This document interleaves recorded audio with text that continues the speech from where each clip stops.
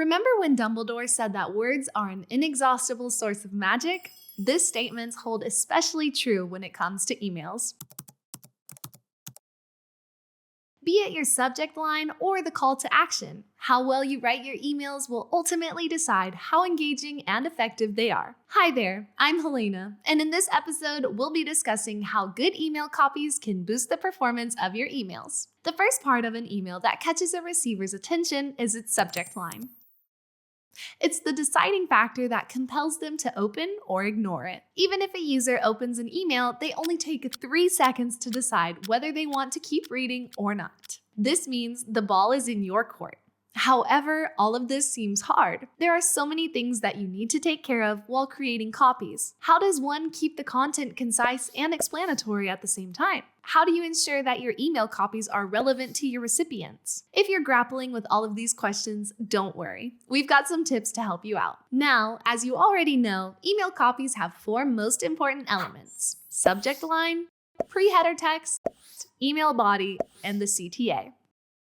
There are best practices to nail each one of them, and we'll reveal all of them to you in the next few minutes. Let's start with the subject line and the pre-header text first. Both of them together make a trailer for the movie that is your email. They help your audience decide whether they would watch the full-length movie or not. So, they got to be crisp, concise, and engaging. Remember that your subscribers would read your email on all kinds of devices, be it their desktop or mobile. This is why the shorter the subject lines, the better for the reader's experience. You could also personalize the subject lines by using your receiver's first name to create a sense of familiarity. But remember, never create false urgency or use spammy words to make your emails stand out. They not only trigger the spam filters, but also put your readers off. Be genuine and clear. Lastly, ensure that the pre-header is in sync with the subject line. For example, if your subject line is, "It's raining offers at Boat," a good pre-header could be, "Offers like never before." Now that you've perfected the trailer, it's time to discuss the craft of email body. As it happens in all digital assets, your headline or the greeting is the first thing that a receiver notices in your email copy.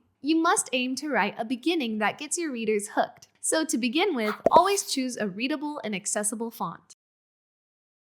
Also, keep your audience segment in mind while drafting the copy. If you're targeting a particular region, you might want to use words from their local language or context as applicable. Similarly, try and use the recipient's first name wherever you can. It's also helpful if you stick to layman's language and do not use industry jargon. It makes the copy more readable and engaging. You should also include as many statistics as possible to back your facts in an email copy. It gives your content the right weightage. But remember, do not sound too salesy. Write as if you're writing to a friend. Be educational and add value, and the conversion will follow. Speaking of conversion, did you know that the way that you write your email CTA also affects the conversion rate? If written correctly, CTAs can direct readers toward a goal and accelerate the decision-making process. You can optimize them by using action-oriented words. Try, get, book, and call are all some examples of action words. They direct subscribers to the next course of action instead of expecting them to figure it out themselves. In fact, adding a bit of urgency with words like now or today in your CTAs can also result in a higher rate of conversions. In some contexts, writing CTA in the first person can also get you good results. For example, writing "get my free copy" instead of "get your free copy" can make subscribers feel in control and urges them to take an action. In the end, it's the art of brevity and clear communication that lead to winning email copies, be it in the subject line, email body, or CTA. My final tip is to never forget to test your copies.